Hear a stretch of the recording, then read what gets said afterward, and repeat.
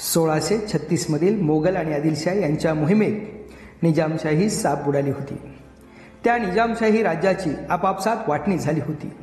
त्या वाटणीनुसार जो प्रदेश आणि किल्ले मोगलांच्या ताब्यात असायला हवे होते त्यावर मात्र शिवाजी महाराजांचा कब्जा होता. शिवाजी महाराजांनी याच मोगलांना आणि आदिलशाहीला आपल्या पराक्रमानं आणि रणनीतीनं सळो की पळो करून सोडलं होतं. शिवाय औरंगजेबाचा मामा खुद्द शाहिस्ता खानावर छापा, सुरतेची लूट या घटनांमुळे औरंगजेब विलक्षण काळजीत होता. महाराष्ट्राला अर्थात हिंदवी स्वराज्याला नेस्तनाबूत करण्यासाठी 80,000 प्रचंड सैन्यासह सर्वात मुत्सदी, पराक्रमी आणि यशस्वी सेनापती मिर्झा राजा जयसिंग यांना पाठवलं. याच मिर्झा राजांनी आदिलशाह, कुतुबशाह, इंग्रज, पोर्तुगीज, सिद्दी यांच्यावर दबाव आणून त्यांना मराठ्यांच्या विरुद्ध पेटवलं होतं.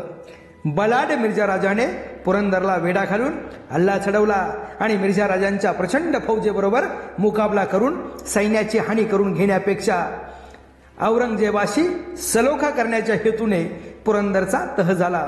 पण एकाच फटक्यात अर्ध्यापेक्षा जास्त राज्य औरंगजेबाला सुपूर्द करावं लागलं. असा पुरंदरचा तह नेमका कसा झाला, काय होत्या तहातल्या अटी, त्याचा परिणाम काय झाला जाणून घेण्यासाठी हा व्हिडिओ शेवटपर्यंत बघायलाच हवा. मिर्झा राजांनी पुरंदर वेढला होता. शिवाजी महाराज पुरंदरावर मिर्झा राजाच्या डेऱ्याकडे दाखल झाले.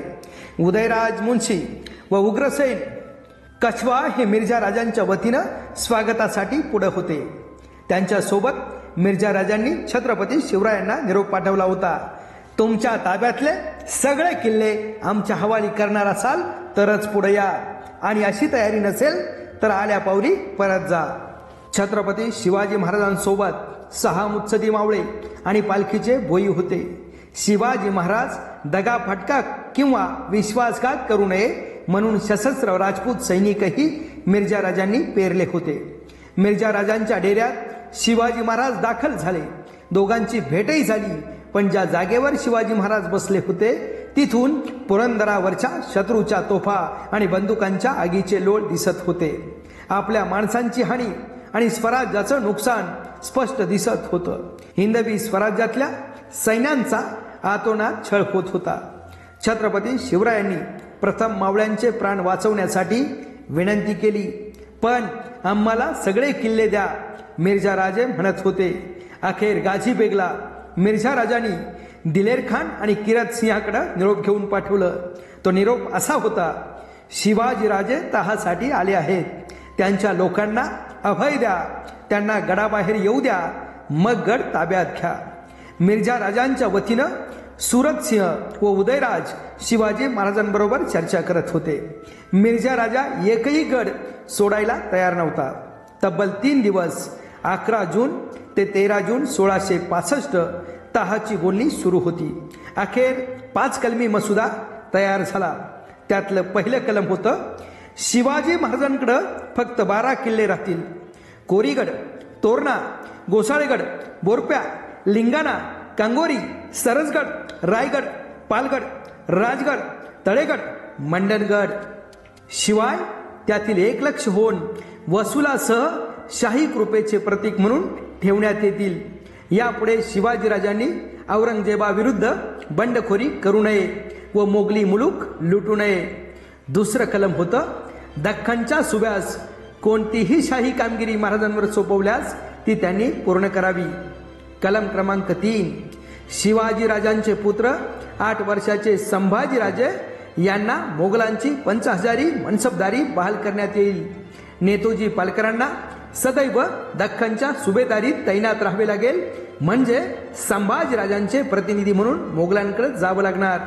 कलम क्रमांक 4: विजापुरी तळकोकणातील 4 लाख खुणाचा मुलूक व 5 लाख खुणाचा विजापुरी बालाघाटी मुलूक महाराजांना बहाल करून तसे फरमान बादशहाने शिवाजीराजांना द्यावे. त्या मोबदल्यात महाराजांनी 40 लाख खूण खंडणी 3 लाख खुणांच्या हप्त्यानं बादशहाला द्यावी. आणि 5वं कलम होतं: तळ कोकण व बालाघाटीतील निजामशाहीचे 23 किल्ले, त्याखालील 4 लाख खूण वसुलीचा मुलूक शिवाजी महाराजांकडून घेऊन मोगल साम्राज्याला जोडण्यात यावा. आणि ते 23 किल्ले पुरंदर, रोहिडा, तुंग, तिकोणा, विसापूर, लोहगड, नळदुर्ग, रुद्रमाळ, अंकोला, मार्गगड, माहुलीगड, भंडारदुर्ग, पळसगड, वसंतगड, मुरंजन, सोनगड, मानगड, सिंहगड, खिरदुर्ग, कर्नाळा, नंगगड, खंदकडा, कोहोज असे 23 किल्ले. मोगलांना 23 किल्ले मिळाल्याने स्वराज्याला कोंडीत पकडण्यात यश आले. स्वराज्याचा जवळजवळ 75% भाग मोगलांच्या ताब्यात गेला. औरंगजेबाला 13 वर्षात तब्बल 2 कोटी रुपये खंडणीच्या मोबदल्यात मिळणार होते. मराठे व विजापूरकर यांच्यातील मैत्री नष्ट झाल्याने मोगलांचा धोका कमी झाला होता. खरं तर उरलाच नव्हता. शिवाय शिवराय विजापूरकरांचा डोंगराळ आणि अरण्यमय प्रदेश जिंकणार होते. त्यामुळे मोगलांचा वेळ आणि पैसाही वाचणार होता. संभाजीराजांना मनसबदारी म्हणून शंभूराजे किमान 13 वर्ष मोगलांचे ओलीस राहणार होते. मिर्झाराजे जयसिंहांनी अत्यंत हुशारीनं पुरंदरांचा तह घडवून आणला होता. पण एक गोष्ट मात्र औरंगजेबाला कधीच आवडली नाही आणि ती गोष्ट म्हणजे शिवरायांना मिर्झाराजाने परत का जाऊ दिले. औरंगजेबाच्या पंजाचे शाही फरमान शिवाजी महाराजांच्या नावाने आले. ते 30 सप्टेंबर 1665 आणि हा हिंदवी स्वराज्यातला काळा दिवसच म्हणावा लागेल. कारण पंजाचे शाही फरमान म्हणजे त्या काळातली दुर्मिळ गोष्ट. उगाळलेल्या गंधात हात बुडवून हाताचा पंजा फरमानावर उमटवून त्या फरमानाच्या स्वागतासाठी खास मंडप उभारला जायचा.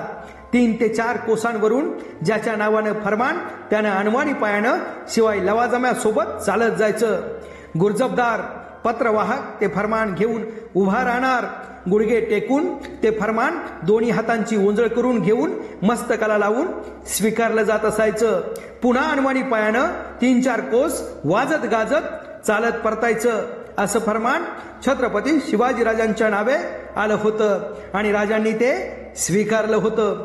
सगळा तह दुःखदायक आणि क्लेशदायक होता. अटी मान्य केल्याशिवाय गत्यंतरच नव्हतं. मोगली आक्रमणाचे संकट आदिलशाही मुलखात घोंगावणार होते. कोंढाण्यावर मातोश्री जिजाऊसाहेब वास्तव्यास होत्या. त्यामुळे कोंढाण्याचा ताबा मोगलांकडे देण्याआधी आऊसाहेबांच्या कानावर सारं सांगून गडाचा ताबा किरतसिंहाकडे द्यायचा कठीण प्रसंग पार पाडायचा होता. महाराजा जसवंत सिंह 6 महिने प्रयत्न करून कोंढाण्याचा साधा दगड सुद्धा मिळवण्यात यशस्वी झाला नव्हता. पण मिर्झा राजेंनी 3 महिन्यात आभाळा एवढं यश पदरी पाडलं होतं. अद्वितीय कोंढाणा शिवाजी महाराजांनी स्वतः मिर्झा राजांच्या स्वाधीन केला होता आणि मिर्झा राजा 21 सप्टेंबर 1665 रोजी कोंढाण्यावर दाखल झाले होते. औरंगजेबाला बातमी कळताच औरंगजेबाने मिर्झा राजे, दिलेर खान, दाऊद खान अशा सरदारांना बक्षीसही मंजूर केलं होतं. अपमान आणि अपयश पदरात पडलेल्या छत्रपती शिवरायांनी मात्र इथंही रणनीती वापरलीच होती. पुरंदराचा उपदुर्ग वज्रगड, कोंढाण्याचा उपदुर्ग खंदकडा, माहुलीगडाचे 2 उपदुर्ग पळसगड आणि भंडारगड स्वराज्यातच ठेवले होते. म्हणजे प्रत्यक्षात 23 ऐवजी 19 किल्ले मोगलांना दिले होते. मोगलांनी पुरंदर अगोदरच जिंकला होता तरीही छत्रपती शिवरायांनी तो 23 किल्ल्यांच्या यादीत टाकला होता. औरंगजेबाची सुरत शिवरायांनी यापूर्वी लुटली होती. त्या भरपाईचे एकही कलम पुरंदराच्या तहात नव्हते. औरंगजेबाला प्रत्यक्ष शिवरायांनी भेटावे असा उल्लेख देखील नव्हता. औरंगजेबाच्या कटकारस्थानी कुटील आणि क्रूर स्वभावाची कल्पना असल्याने शिवरायांच्या जीवाला धोका होणार होता आणि म्हणून तो धोका होऊ नये असा शब्द घेऊन संरक्षणासाठी रामसिंगाची नेमणूक शिवाजी महाराजांनी करून घेतली होती. खऱ्या अर्थाने ज्या करारावर औरंगजेबाचे अधिकृत शिक्कामोर्तब नाही त्या कराराचे व्यावहारिक मूल्य शिवरायांच्या दृष्टीनं केवळ आणि केवळ शून्यच होतं. शिवरायांनी धोका पत्करला. औरंगजेबाचा मुख्य अधिकारी मिर्झा राजा याला मुख्य मानलं. हा मोठेपणा मिर्झा राजांना दिला कारण माझा तुझ्यावर विश्वास आहे पण औरंगजेबावर नाही. हा विश्वास राजांनी संपादन केला. शिवाय स्वतः बादशहाच्या सेवेत न अडकता 8 वर्षाच्या अल्पवयीन पुत्राला शंभू राजांना शत्रूच्या चाकरीत ठेवण्याचा मुत्सद्दीपणा राजांनी वापरला. कारण शंभू राजांच्या 50,000 मनसबदारीपेक्षा दख्खनची सुभेदारी महत्वाची होती हे शिवरायांना चांगलंच ठाऊक होतं. म्हणूनच 1665च्या पुरंदरच्या तहात दिलेले सारे किल्ले केवळ 8 वर्षात म्हणजे 1670 ते 1678 मध्ये शिवाजी महाराजांनी जिंकून घेतले. 1665 मध्ये केवळ 12 किल्ले ताब्यात असणाऱ्या छत्रपती शिवरायांकडे पुढच्या 15 वर्षात तब्बल 360 किल्ले होते. अशक्य वाटणारी गोष्ट शक्य करून दाखवणाऱ्या आणि अद्भुत स्वप्न सत्यात उतरवणाऱ्या छत्रपती शिवरायांना मानाचा मुजरा. जय शिवराय.